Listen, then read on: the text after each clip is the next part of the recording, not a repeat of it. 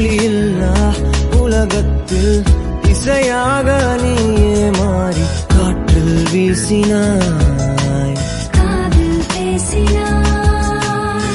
மொழியில்லா மௌனத்தில் விழியாலே வார்த்தை கோர்த்து கண்ணால் பேசினாய், கண்ணால் பேசினாய். 100 ஆண்டு உன்